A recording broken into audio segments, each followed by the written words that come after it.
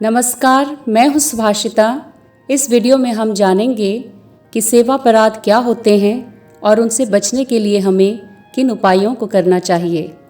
सनत कुमारो वतुकामदेवात् धयशीर्षा माम पथिदेव हेलनाथ देवर्षिवर्यः पुरुषार्चनान्तरात् कुर्मो हरिर्माम निरयादशेषात्। श्रीमद् भागवत महापुराण के षष्ठ स्कंद के अष्टम अध्याय में श्री नारायण कवच का उपदेश है।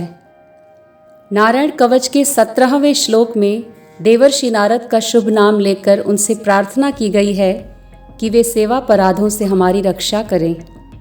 सेवापराध जाने अनजाने में भगवान के प्रति किए गए अपराधों को कहते हैं। भगवान के नाम की महिमा का गायन करते हुए पूज्य चरण श्री सद्गुरुदेव जी महाराज जी ने श्री हरि चालीसा नामक पुस्तक के प्राककथन में एक अत्यंत प्रचलित श्लोक की व्याख्या करते हुए लिखा है। हरिर हरति पापानि दुष्टचित्तैरपि स्मृतः अनिच्छयापि संस्पृष्टो दहत्येव हि पावकः।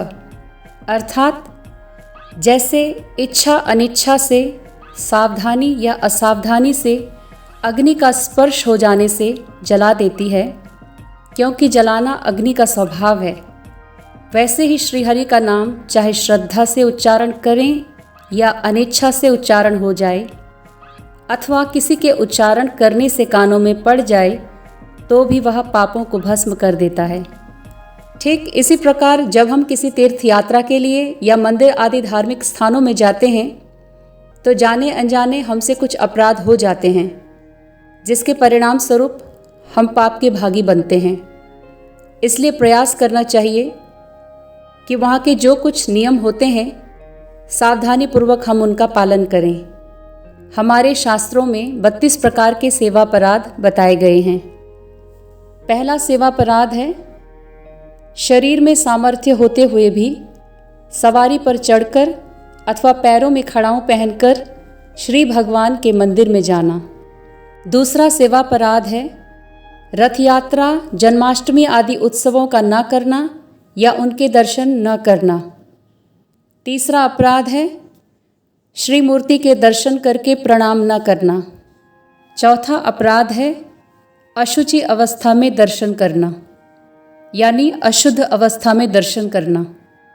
पांचवा अपराध है एक हाथ से प्रणाम करना। छठा अपराध है परिक्रमा करते समय भगवान के सामने आकर कुछ न रुककर फिर परिक्रमा करना अथवा केवल सामने ही परिक्रमा करते रहना। सातवां अपराध है श्री भगवान के श्री विग्रह के सामने पैर पसार कर बैठना। आठवां अपराध है श्री भगवान के श्री विग्रह के सामने दोनों घुटनों को ऊंचा करके उनको हाथों से लपेटकर बैठ जाना। नौवां सेवा अपराध है श्री भगवान के श्री विग्रह के सामने सोना। 10वां अपराध है श्री भगवान के श्री विग्रह के सामने भोजन करना। 11वां सेवापराध है श्री भगवान के श्री विग्रह के सामने झूठ बोलना। 12वां अपराध है श्री भगवान के श्री विग्रह के सामने जोर से बोलना। 13वां सेवापराध है श्री भगवान के श्री विग्रह के सामने आपस में बातचीत करना।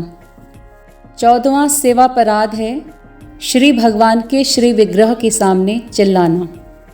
15वां अपराध है श्री भगवान के श्री विग्रह के सामने कलह करना। 16वां अपराध है श्री भगवान के श्री विग्रह के सामने किसी को पीड़ा देना। 17वां सेवापराध है श्री भगवान के श्री विग्रह के सामने किसी पर अनुग्रह करना। 18वां अपराध है श्री भगवान के श्री विग्रह के सामने किसी को निष्ठुर वचन बोलना। 19वां सेवापराध है श्री भगवान के श्री विग्रह के सामने कंबल से सारा शरीर ढक लेना।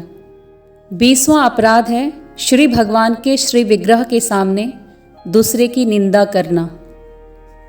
21वां अपराध है श्री भगवान के श्री विग्रह के सामने दूसरे की स्तुति करना। 22वां अपराध है श्री भगवान के श्री विग्रह के सामने अश्लील शब्द बोलना।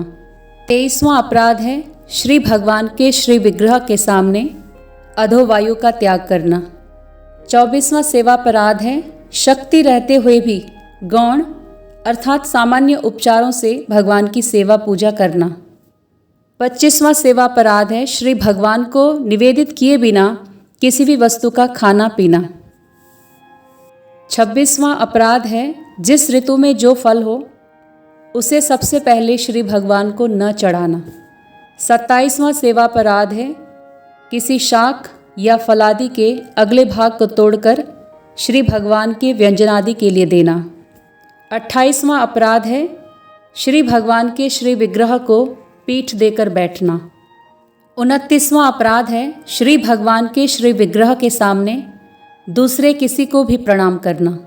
30वां अपराध है गुरुदेव की अभ्यर्थना, कुशल प्रश्न और उनका स्तवन न करना।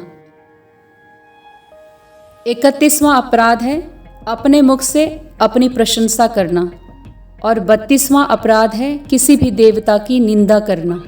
यदि हम अपनी धार्मिक यात्रा, भगवान की सेवा या पूजा पाठ का पूर्ण फल प्राप्त करना चाहते हैं तो जाने अनजाने में हुए सेवापराधों से बचने के लिए प्रायश्चित करना चाहिए, क्योंकि सत्पुरुषों ने समस्त अपराधों और पापों की शुद्धि के लिए प्रायश्चित का ही उपदेश किया है।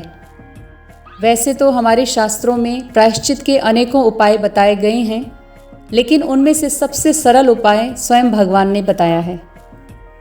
मम नामानि लोकेस्मिन् छद्धया यस्तु कीर्तयेत् तस्यापराधकोटिस्तु क्षमाम्येव न संशयः। अर्थात इस संसार में जो पुरुष श्रद्धापूर्वक मेरे नामों का कीर्तन करता है, मैं उसके करोड़ों अपराधों को क्षमा कर देता हूँ, इसमें कोई संशय नहीं है। इस वीडियो में इतना ही। नमस्कार।